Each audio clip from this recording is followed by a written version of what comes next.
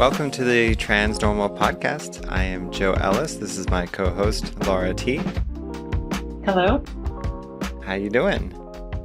It's been an exciting week so far. I've obviously over the weekend we had Mother's Day, or as we like to call it with teenage boys. Um, I had a line here. Looking at or sort of sorry, or as we call it here, the day I'm willing to be seen in public with my mother day. Oh, okay, nice. Yes, because they're 14, almost 15, and they're definitely at an age where sort of the affection, the amount of public affection they're willing to grant me, both in public and in private, has sort of reached a low. And I'm sure it's not, I'm sure it's all from love, but they're, like many teenagers, they're going through that phase where they're trying to assert their independence and about how they probably don't really need a mother any longer. But for one day a year, they're willing to put that aside and do something that I want. So every year my husband and I, we drag them out on a hike.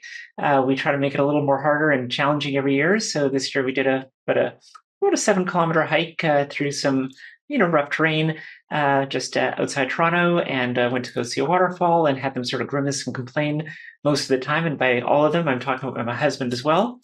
But everyone survived. No one got hurt. And now that it's the day after Mother's Day, they're back to their old surly selves. So we'll see. I've been told sort of sometime in the mid-20s is when this wears off. So I'm really looking forward to the next sort of 7 to 8 years of motherhood before I might get another sort of hug or peck on the cheek again. Oh, How's your well, that sounds nice. Yeah, the weekend was good. I went shooting. That was really fun. I got to go shoot a bunch of guns, and I call it range therapy. So, got some stress out by firing some rounds downrange. And then yesterday, I think I had posted on X. It was like a meme I saw going around of myself from the Daily Show, which my segment aired last week, and Yeah, so I saw it that. went viral. Yeah, it's like 4 million views now. So Well, it was a great yeah. segment.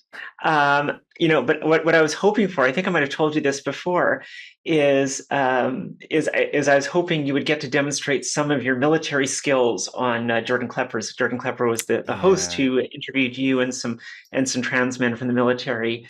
And I was sort of watching and sort of anticipating at some point, are you going to like take him down, or demonstrate some sort of elite military training on this fellow to show your chops and your deservingness That's right. of your place in the military. But fortunately or unfortunately, they just had you talk eloquently. Yeah, he had a broken foot, so there wasn't a whole lot he could do that day. Oh, But then poor also, baby.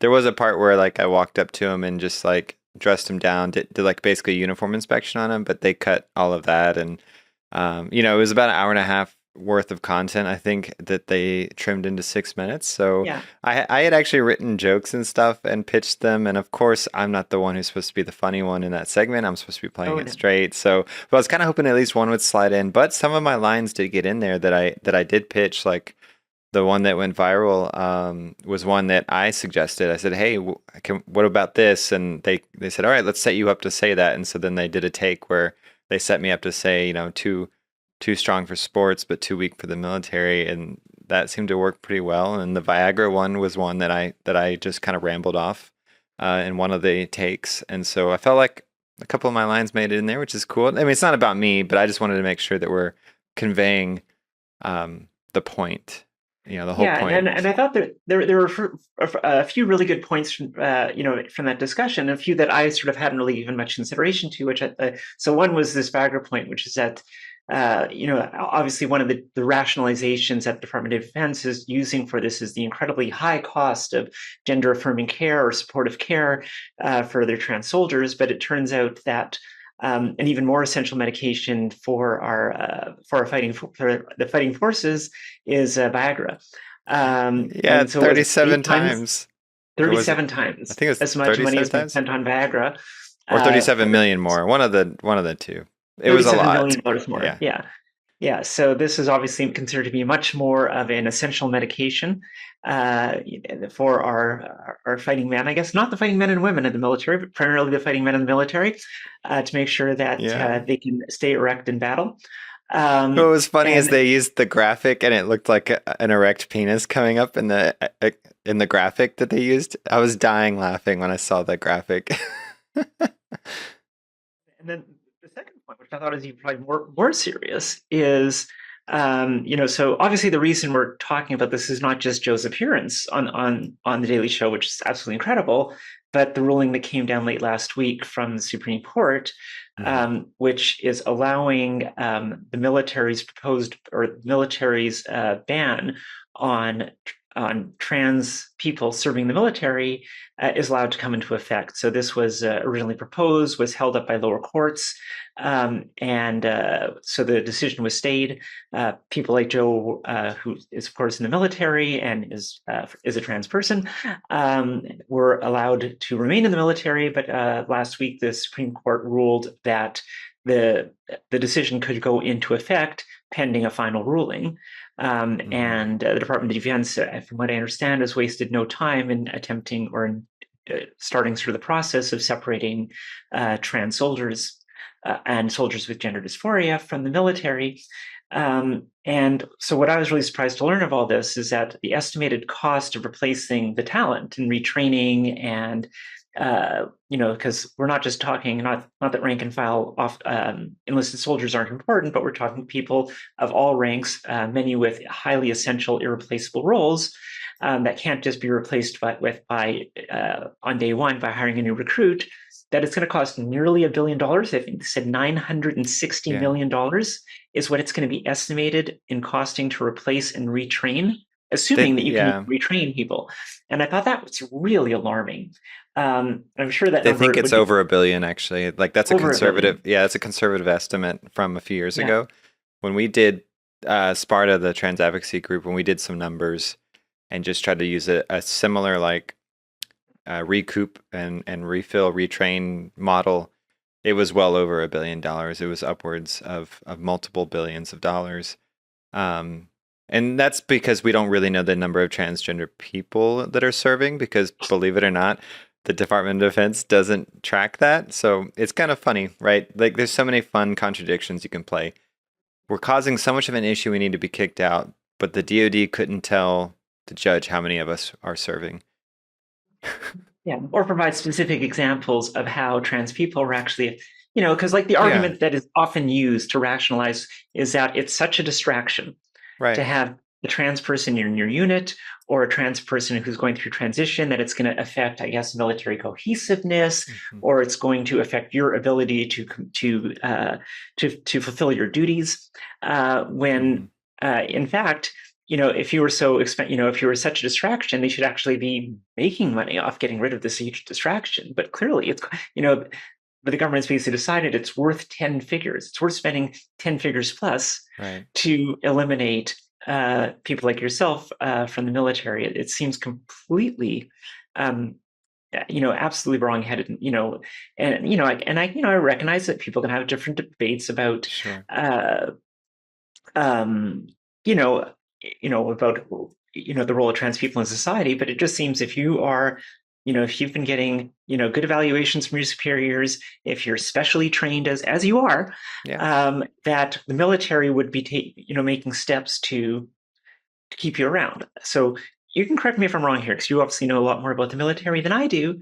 But if you were diagnosed with nearly anything else, anything else that could be potentially disabling or anything else that could require medication in the long term. So let's say you were diagnosed with diabetes, or you were diagnosed with high blood pressure, Hmm. or you were diagnosed with an irregular heart rhythm that was treatable, or even, let's say, Sure. depression, or Yep. you fell into PTSD. alcohol. Yeah, PTSD, alcohol abuse, something that can Hmm. obviously affect many people, but is treatable, and Yeah. where you can envision with proper treatment you emerging out of the other side stronger or just as strong as you were before. Hmm.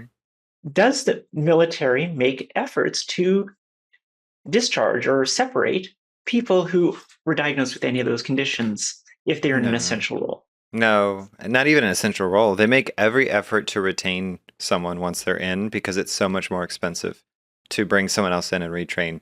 So if you have, so I had high blood pressure at one point early on in my military career, and they prescribed me high blood pressure meds. My brother, who served in Iraq, was prescribed 12 months of high blood pressure meds, and they were handed to him before he got on the plane.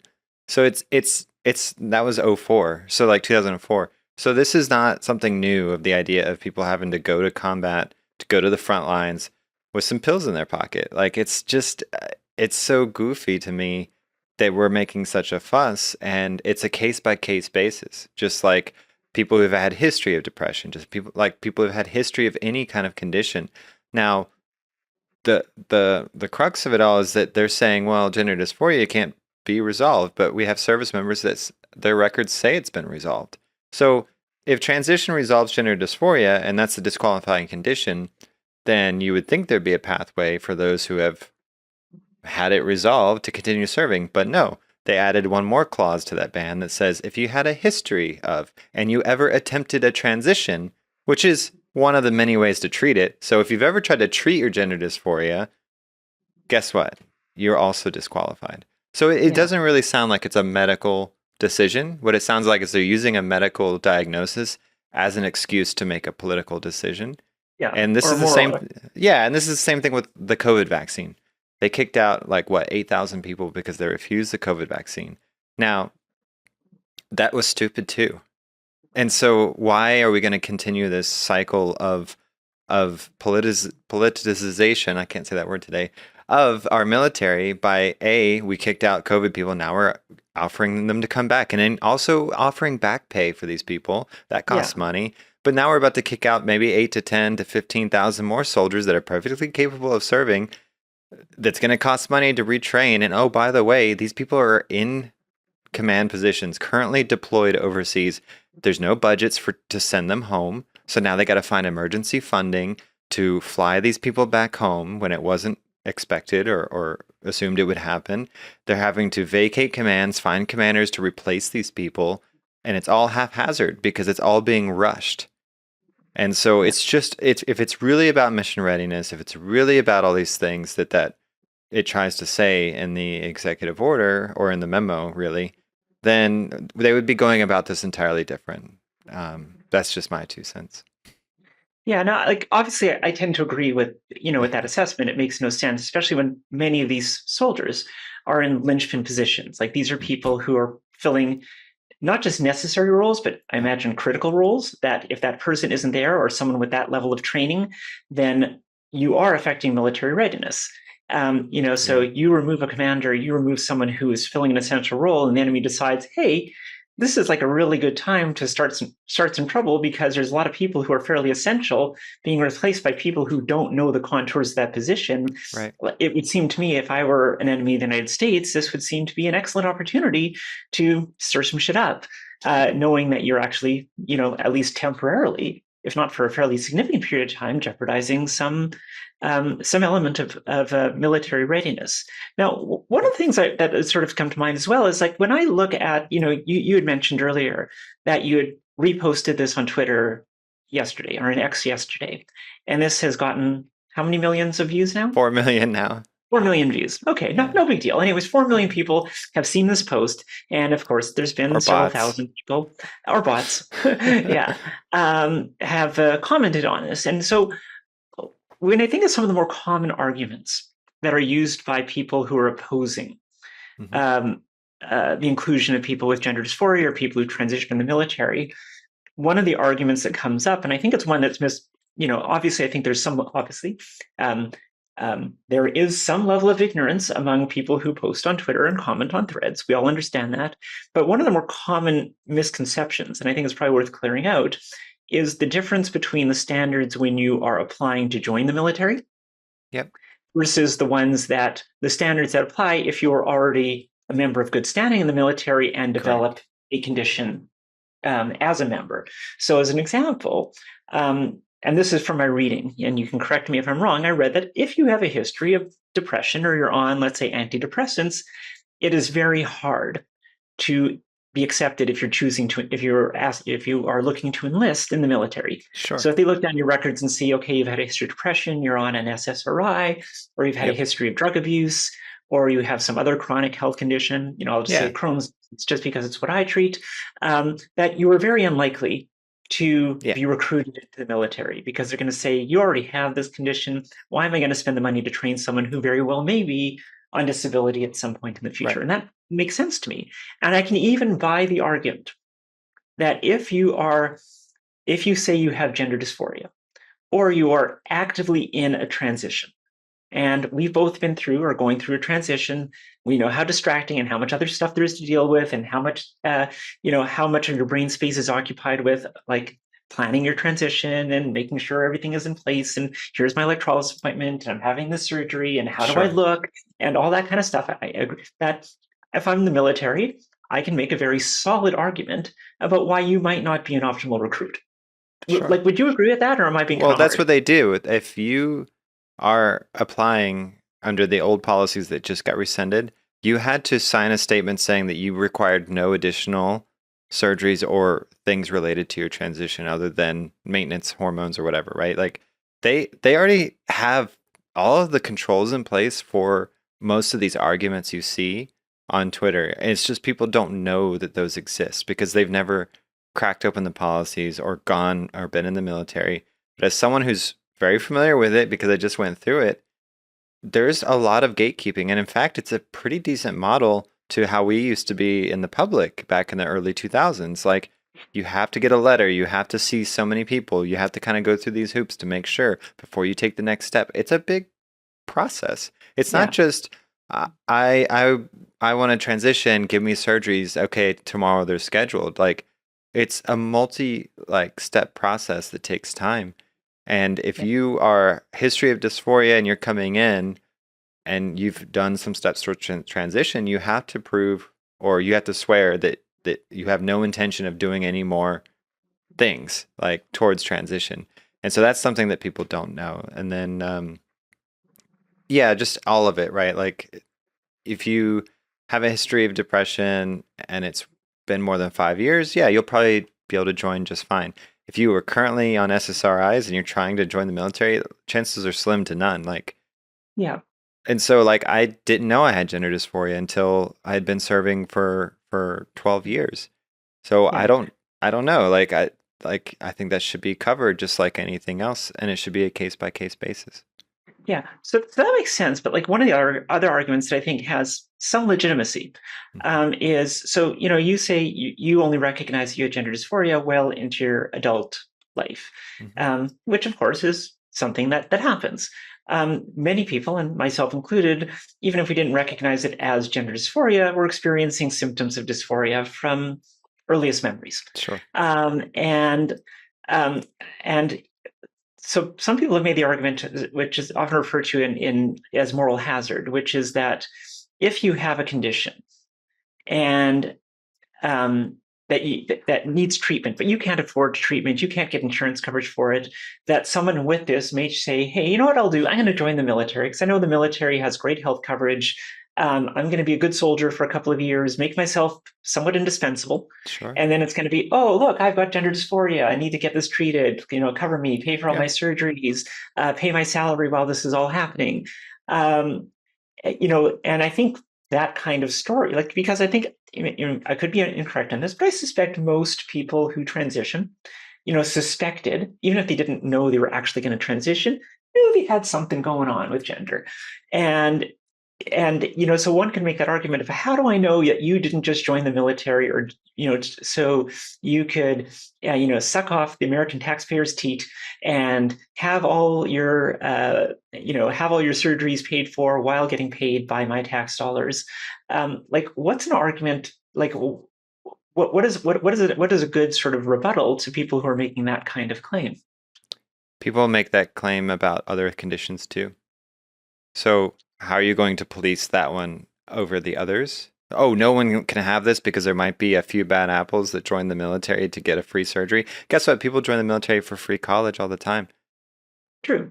They join the military and break their foot in training and then they're getting medically retired. Some people intentionally injure themselves to get a medical retirement. Some people lie to get disability. Like, yeah, you have those people. I'm sure there's one right out there, but it's a real long game. Like, you have to it not be in your medical record to make this work. So if you're going to play this scenario out, it can't be in your medical record already.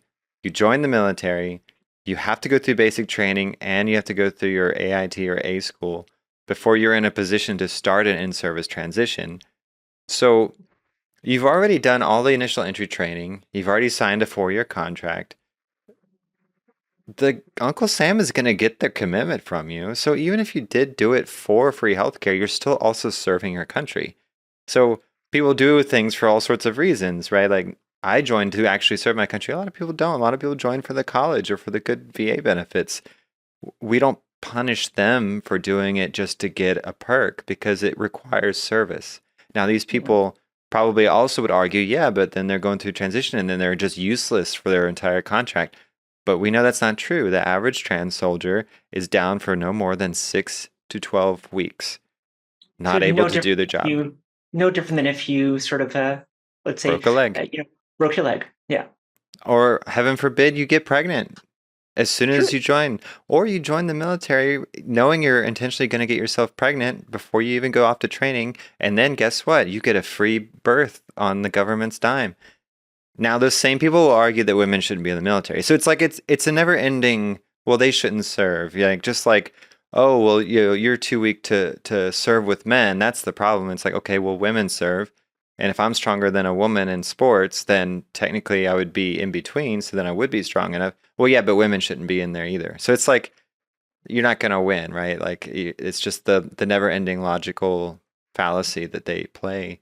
But yeah, like you're saying, that scenario could play out. It's very difficult to do. It takes someone who plans for about 2 to 3 years to execute a thing like that that still required them to meet some basic standard of service and actually serve for 4 years. Yeah.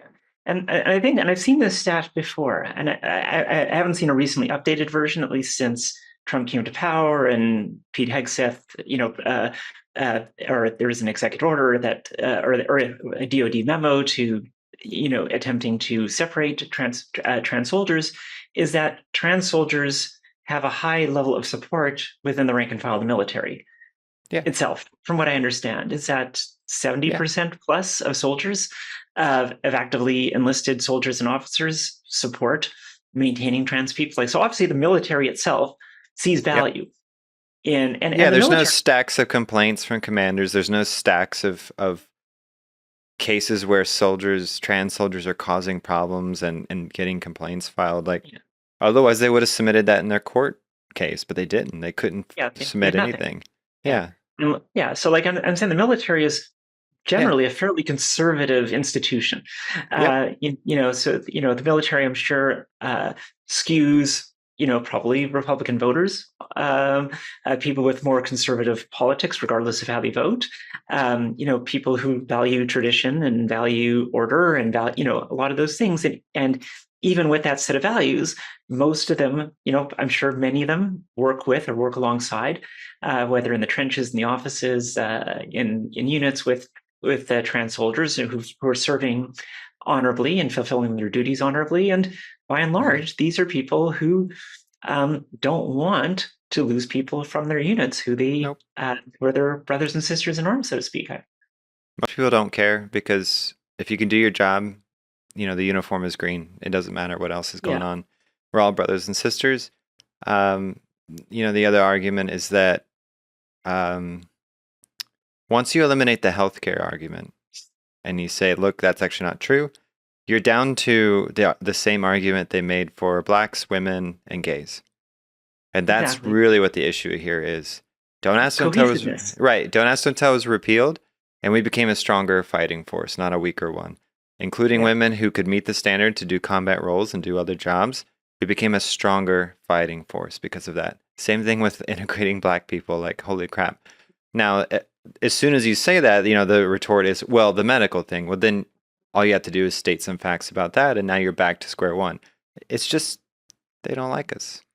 Well, yeah, and hopefully that those facts, like when it finally does get, I'm presuming this will eventually hit the Supreme Court, hopefully those facts matter. So when this, as you say, when this was first presented in a lower court, they could not present any data, as you say, that show that having trans people in the military posed a threat to mission readiness or to lethality or whatever the term that is being used, Right. that is often being used by critics.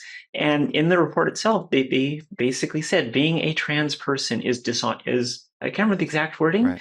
but it's a dishonorable way of life, Even in and that one's it's a personal life, it yeah, says. and Even in that one's personal life. you cannot serve with honor while being Yeah. transgender. So I can't remember the exact wording, but it was something Yeah, not an honorable, something to that effect. honorable, truthful lifestyle, even in one's personal life. I mean, there's a better one here. When Obama allowed trans people to serve, nobody sued that executive order because it was going to be so detrimental that I know of. When Biden allowed it again, nobody took Biden to court to say this is so detrimental, this is going to destroy our well-being of the nation. Like, it's interesting that allowing it like has absolutely no complaints from anyone, but as soon as you try to deny it, all of a sudden you have a legal battle because I just like they can't make an argument that we can't serve. And so the fact that the service for 10 plus years wasn't ever challenged except for political reasons.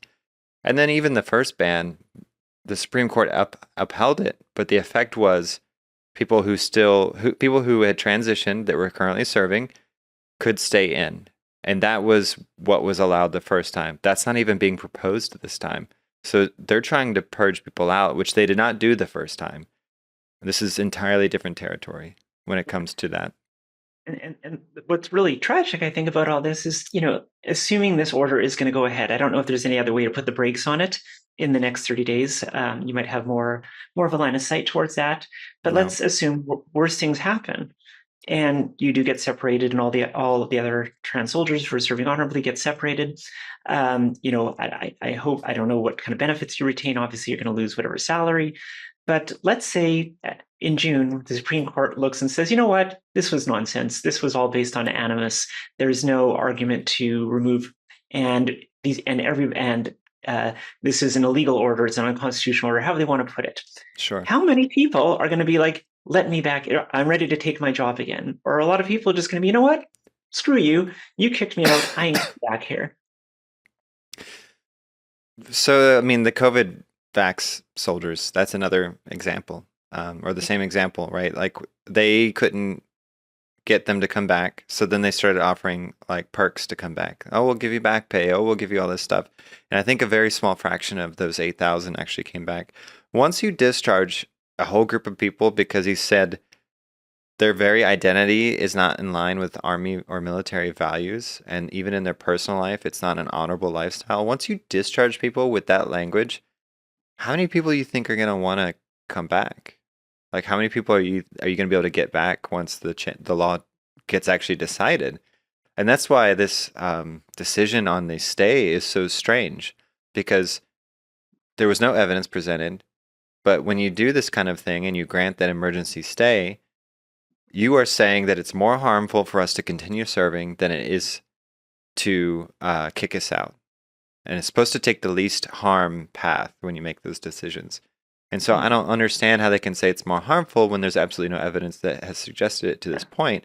It's going to be harmful to the military by kicking us out because they're not going to be able to get us back. And people are going to get jobs. People are going to move on. Like, people are going to start their lives outside of the Yeah, like, you military. are highly skilled. Like, Yeah, someone like yourself is likely going to be able to, with your skill set, land a good would job. Yeah, find a good job because you've got talent and you've served right. honorably. And I'm presuming even with this, you're not going to get a dishonorable discharge. That Who people are going to knows? that people will look at your record and go like, you know what, this is the kind of person who can really, Right. if you're not a bigot, you're just like, I just need someone who can get a job done. This person has been in the military for 5 years, 10 years, 15 years. They've shown they Yep. can get the job done. Like, these are exactly the kind of people that private industry almost would be clamoring for. Well, they're always Um, competing for them anyway. That's why they have such long service obligations. For pilots, it's a 10-year service obligation because people were getting all of the aviation training and then leaving the military to go to the airlines because it yeah. pays better. And so it's messed up. I mean, Israel, Canada, New Zealand, many countries in Europe, they all let trans service members serve. and Yeah. they don't have any issues. So if I finish my conversion, I guess I'll go to Israel, fly Blackhawks for the Israeli Air Force. Get my citizenship there. Or you're always welcome to come to Canada. I'm sure. Yeah, I think we have 3 helicopters, so right.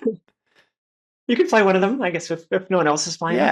Yeah, but it's I'm just like kidding. I have yeah, no idea how many helicopters we have, but even yeah, Canadians often sort of poke fun at sort of, even though our soldiers are obviously highly talented people who serve honorably and are patriots, about our army often being underfunded and not having the equipment that they deserve. sure. Um, but no, anyways, I feel like, this is an incredibly stupid decision, politically, but, personally, I feel for you, as my friend, because Thank you. life is going to be sort of, tossed into some degree of turmoil for completely undeserving reasons. And obviously for anybody who is trans. And, like I said, I saw the Daily Show piece and the other trans men who are, who are going through their bona fides and their skills. And this is affecting, as you say, thousands of people for no reason other than other than animus, other than hatred. And it's we're going to look back at this hopefully one day, or not hopefully one day, but we are going to look back at this one day as just another black mark in our history. Yeah, yeah. Well said. Yeah. Well, we've done about 30 minutes of that. Do you want to do some interviewing of yourself, or do you want to just Myself, riff some more? Well, I mean, I'll be interviewing you, but yeah, yeah, of course. Like the only other thing I was sort of thinking of riffing on was you know uh, sort of the reason that we were starting this podcast, and the reason sort of we got to talking yeah, originally, was to try to advocate for redefining what it means to be trans in the public eye. mm, Because as we know, the standing of trans people is taken a huge hit for very complicated reasons. It's, everyone can say it's this thing or that thing. It's probably a lot of things that have been working in concert to diminish the standing of trans people in society. And one of the challenges that we've had is that the trans umbrella is very big. And when you talk about what is a trans woman or what is a trans man, it includes a very diverse and very heterogeneous group of people who have different needs, different motivations, who come across differently in the public eye. And it doesn't mean people are necessarily good people or bad people or anything like that, but it's just a very heterogeneous group that's different, and we're all sort of living under this one definition of trans people. And what's happened is that um, when if you were to ask the average person, who's not a trans person, but just an average person in society, not necessarily even a bigot, um, what they think of when they think of a trans person, my hypothesis, and I think you share this, is that they're not thinking of you and they're not thinking of me.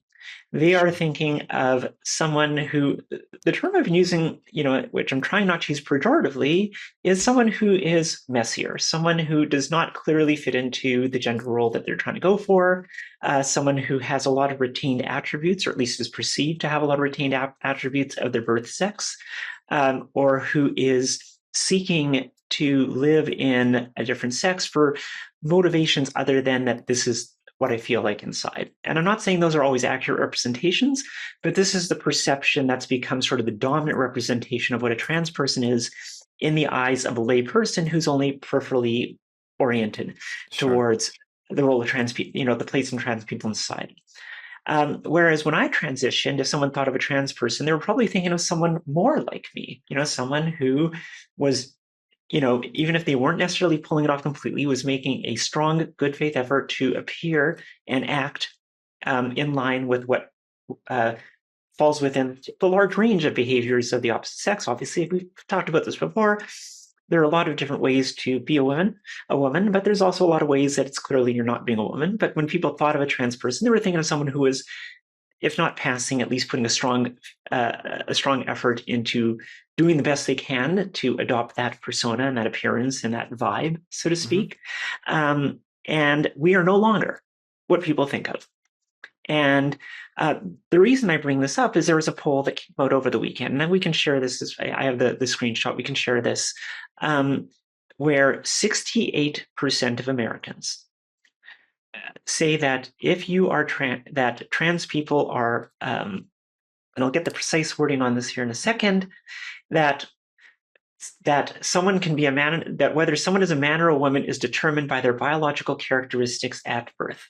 So this is something that in September 2017, half of Americans agreed with and half Americans did not. In 2005, that has now risen to 68% of Americans believe that whether someone is a man or a woman is determined by their biological characteristics at birth, whereas only 31% say someone can be a man or a woman, even if that identity is different from their biological characteristics at birth. And my hypothesis is that if you were to say, this is Joe Ellis, or this is Laura T., she is a trans woman who is this. She is, like they can describe me. I'm a person. She's a doctor. She looks like this. She has a family. This is what she sounds like. That if you give them that image, and I'm not trying to put myself on a pedestal because this could apply to a whole lot of people who are similarly situated to us, and then ask that same question. Do you believe that not just a random trans person, but someone who brings to mind someone like us, you're going to get a very, very different result on that survey. I'm not going to say it's going to be 100% in support, but it's not going to be 68% against. And part of the reason when these poll questions are asked, they're not thinking of me, and they're not thinking of you, and they're not thinking of the thousands upon thousands of trans people who are living integrated lives. Sure. And so part of the reason we wanted to have this podcast and promote this messaging is to change that image. How do we make the average American, the average Canadian, the average European, the average Westerner think when they're asked a question about the role of trans people in society, not about the sort of the gangly masculine, retained masculine privileges person who's claiming a trans identity, but someone like ourselves. So how do we, what are the kind of things we can be doing to change that message? Or is this kind of like, this is just the way it's going, and we just got to hunker down and try to survive this? Well, that was a lot. How is this with me? Yeah. Let's see. Well, I think like what we're doing, we are visibly now, like we are being visible now as openly trans people. Whereas before, maybe you were being more stealth, or I wasn't really appearing anywhere, like other than in my personal life and work. So that helps. Also, I think it's pretty soon they'll have, I think, punished us enough, and they'll have moved on to something else, which will help. And then hopefully folks, I don't have a problem with them existing, but hopefully folks like Dylan Mulvaney aren't that surprising and shocking to see on the internet, and they're not what people think of all trans people when they see that person. Hopefully there'll be more of us where they'll realize that's Dylan Mulvaney, that's not trans people, that's Caitlyn Jenner, that's not all trans people, just like anyone who's cis or not trans isn't painted with the same picture, the same way that, Jews, black people, women, you name it, right? Like, yeah, we just have a serious, we just have a serious image issue because of, we've talked about this, because of the way that the pendulum swung towards least restrictive, and anyone can be anything they want, which is great, and it's freeing, and everyone started identifying as whatever, and gender bending, and beards and dresses, and filming themselves in the ladies' room, all of that kind of stuff, right? As a weird celebration expression experiment. And then we had the backlash from that, and right now we're in the backlash of that. And I think once that kind of dies down, I think we'll emerge on a new landscape with people like you and me and other folks, showing that there are everyday trans people. So the other analogy that I always think about, because I'm Jewish and you're in the process of becoming Jewish, is obviously there's a history. There's a history, a lot, and I'm not saying that anti-Semitism has completely gone away, but anti-Semitism, like pure, of the most pernicious forms of anti-Semitism, of just hating Jews for Jews' sakes, is not a sentiment that can be popularly expressed, and thank God for that. But if I were to Unless ask you're a on question, X. unless you're on X, of course, Yeah. but if I were to just ask the general public a question like, do you think that Jews should be banned from holding positions in the financial in the financial industry? Very, very few people would say no to Right. that. Now, if I was a virulent anti-Semite and I was trying to make this case, I would be and I had, let's say, $200 million to spend. I Sure. would be talking about Bernie Madoff, and I'd be talking about Michael Milken, and I'd be talking about every Jew who has been convicted of some impropriety in Yep. finance, and say, look at this Jew, look at that Jew, look at this Jew who did Yep. this, look at this Jew who stole all this money, look at this corrupt Jew, look at this. And um, and if you had enough money, um, and enough influence and enough of a platform, you could probably start getting people to say, you know what? Maybe Hmm. they have a point. Maybe there are a lot of Jews here. And it's not like people don't say that, but it's not popularly expressed. Whereas there has now been this permission structure that's been created to sort of talk about the stereotypes of a trans person. The Hmm. trans person as predator, the trans person as a weirdo, the trans person as an appropriator, the trans person as a Right. phony. Um, those stereotypes have been allowed to be propagated and platformed to such an extent that now when someone Mm. thinks of a trans person, they are thinking of those pernicious stereotypes as opposed to the people in their lives.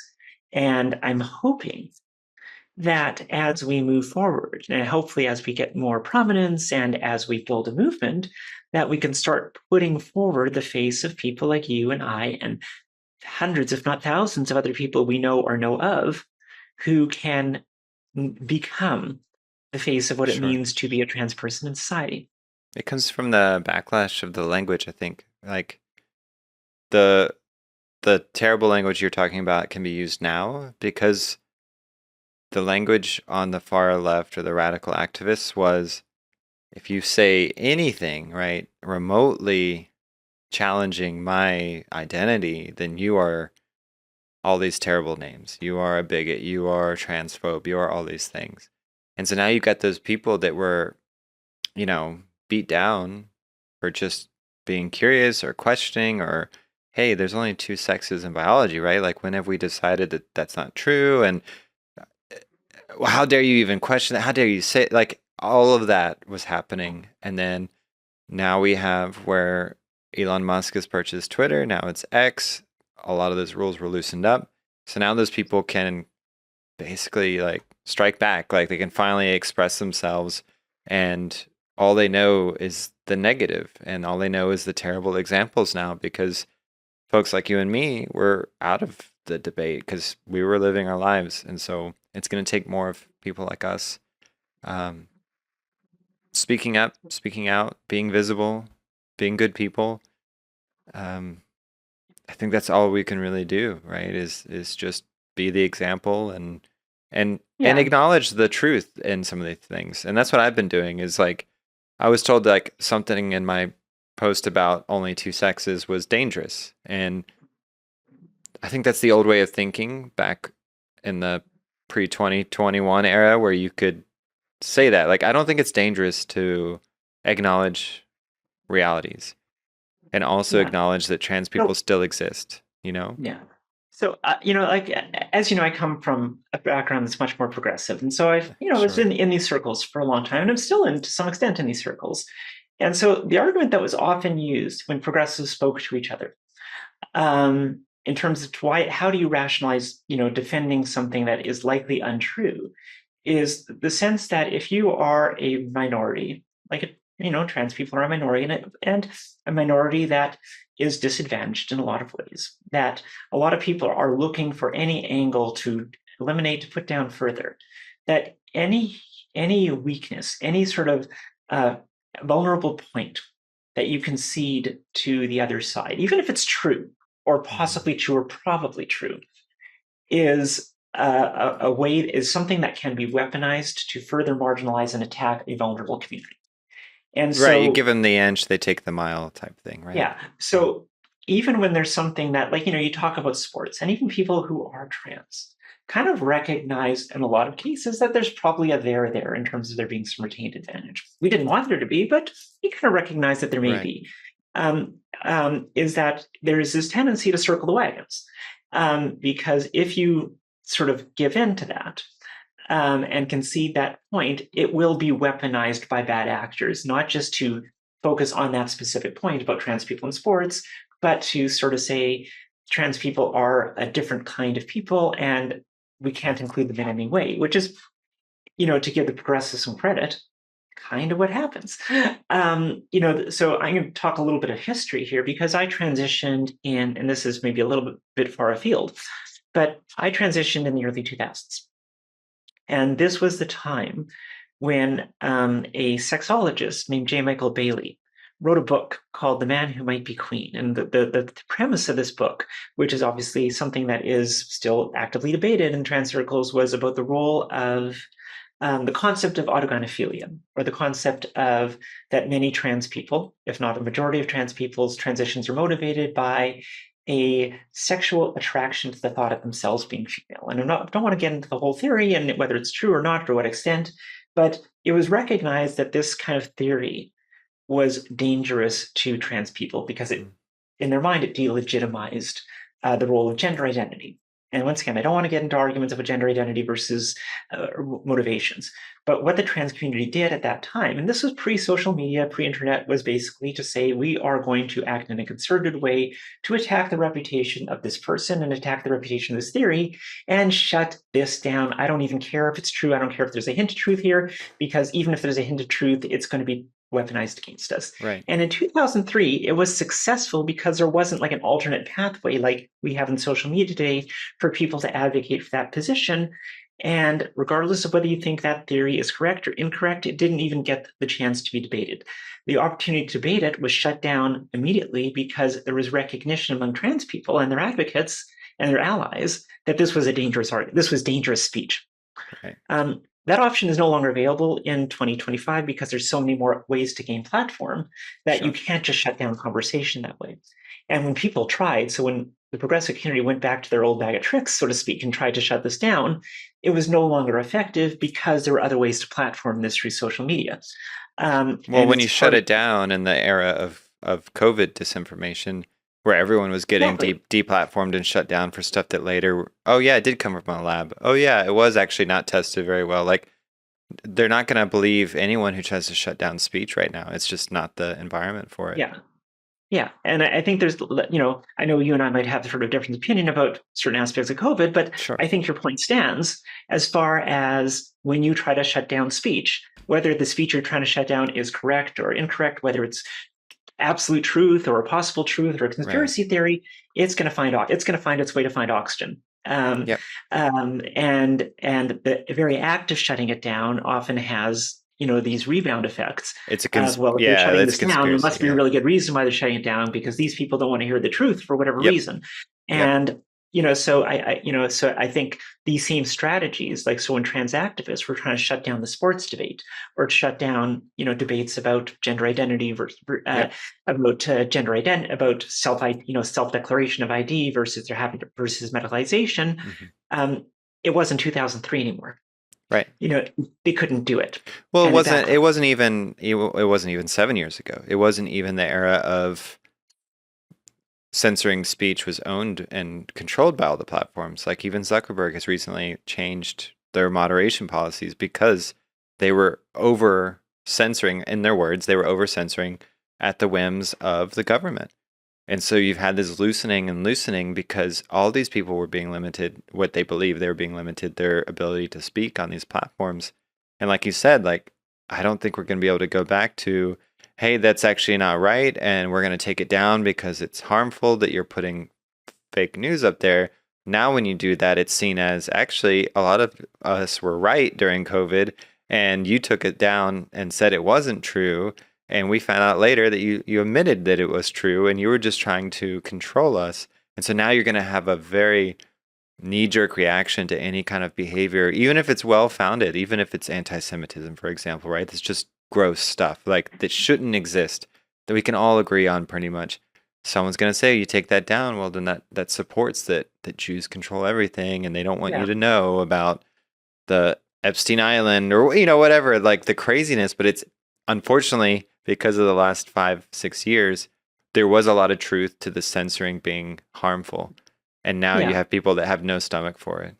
Yeah. And even like, like I said, without going in doing a deep dive on COVID, Right. even when I believe like a lot of this censoring or deplatforming was done sort of with what they thought was good intent, because these people Sure. thought this information was dangerous and people wouldn't get vaccinated, people wouldn't get vaccinated and the virus would run loose and people would die, and whatever their Sure. motivations were, even if it was Yeah. proven incorrect, or Right. down the very act that this speech was suppressed gave it a lot more legs than it would have maybe had otherwise if there was an open debate about, well, what are the pros and cons of lockdown, or what are the pros and Right. cons of mass vaccination versus targeted vaccination, or of allowing the Great Barrington Right.